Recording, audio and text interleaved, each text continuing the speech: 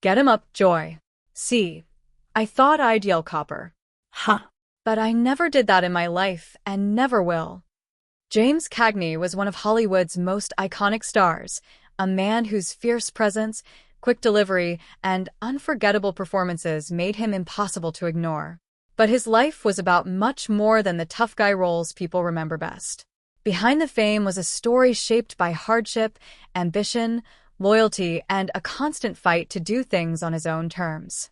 As his career grew, so did the number of lives he touched, including Audie Murphy, a young war hero just starting his own journey in Hollywood. Their connection was brief, but it became part of a much bigger story. Today on Royal Time of Hollywood, we look back at James Cagney's life, his legendary career, and the complicated truth behind his connection to Audie Murphy. A tough start in Manhattan. James Francis Jimmy Cagney Jr. was born in 1899 on the Lower East Side of Manhattan.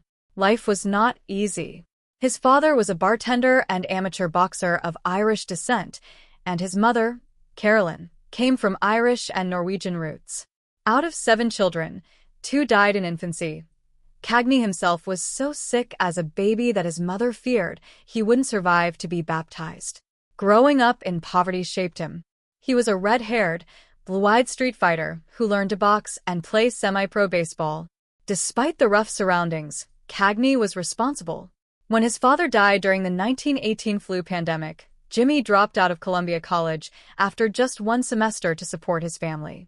He worked as a junior architect, a bellhop, and a doorkeeper, giving every cent to his mother. He later said, "I feel sorry for the kid who is too cushy a time. He has to face the realities of life without any mama or papa to do his thinking for him." The accidental actor. Cagney didn't set out to be a star. He was a talented tap dancer, known in his neighborhood as Cellar Door Cagney, but acting happened by accident. One night, when his brother Harry got sick, Jimmy stepped into an amateur play and performed flawlessly. In 1919, he landed a role in the show Every Sailor, even though he only knew one dance step, the Peabody. He spent 10 years struggling in vaudeville alongside his wife, Frances Billy Vernon. They even moved to California in 1924, but Hollywood wasn't interested yet. They had to borrow money just to get back to New York. However, a 1925 role in Outside Looking In proved he wasn't just a dancer. He was a powerhouse actor. The Public Enemy and the Rise to Stardom. By 1930, Cagney's luck turned. After appearing in Penny Arcade on stage, Warner Brothers brought him to Hollywood. Then came 1931's The Public Enemy. Originally cast as the friend, directors quickly realized Cagney was the lead. The movie was a sensation, and the famous grapefruit scene became a permanent part of movie history. Cagney became the face of the Hollywood gangster, but he hated being controlled. He was notoriously stubborn, refusing to say lines he hated and fighting the studio system for better pay. He wasn't just a star, he was a pioneer for actors' rights, helping shape the Screen Actors Guild in 1933. The man who challenged the system. Cagney was one of the few stars who dared to walk away at the height of his fame. After a contract clash in 1935, he sued Warner Brothers and won. He returned with a deal that gave him unprecedented control, a 5-year contract, a massive salary, and a say in which films he made. Back at the studio, he delivered legendary performances in Angels with Dirty Faces, 1938, and the film he took the most pride in, Yankee Doodle Dandy, 1942. Playing George M. Cohan, Cagney showed the world he was a master dancer and singer. The role earned him the Academy Award for Best Actor. During the war years, he threw himself into the war effort, touring with the USO and raising millions in war bonds. The truth about Audie Murphy. It was during the mid-1940s that Cagney's path crossed with Audie Murphy. Cagney saw the July 16, 1945, issue of Life magazine featuring Murphy, the most decorated soldier of World War II, on the cover. Cagney saw star potential in the young man's face and brought him to Hollywood. Cagney and his brother William signed Murphy to their production company, Cagney Productions.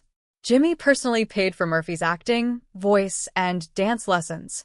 He even let Murphy stay at his guest house. Cagney was Murphy's first real backer in town. However, the relationship soured. Cagney felt Murphy had the look, but wasn't ready to act yet, leading to a lack of roles. A business clash and a contract dispute with Jimmy's brother, William, eventually caused Murphy to break the contract and hire a new agent. While rumors suggested a personal feud, the truth was more of a business heartbreak. Cagney felt disappointed that the star he tried to build had walked away, yet Murphy remained grateful for Cagney's early support for the rest of his life. Murphy went on to star in over 40 films, rebuilding his life after the trauma of war. The legacy of a fighter.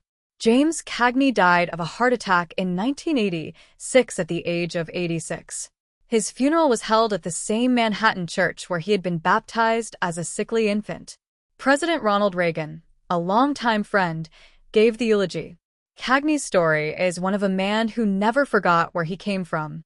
He was a fighter, a dancer, and, despite the business friction, a mentor who opened the door for heroes like Audie Murphy. He proved that you could be the toughest guy on screen while being the most principled man off it. Do you think James Cagney ever truly stopped caring about Audie Murphy? Or did that early belief in the young hero stay with him all along? When you look back at Cagney's life, what stands out to you most? The star, the fighter, or the mentor? Share your thoughts in the comments below.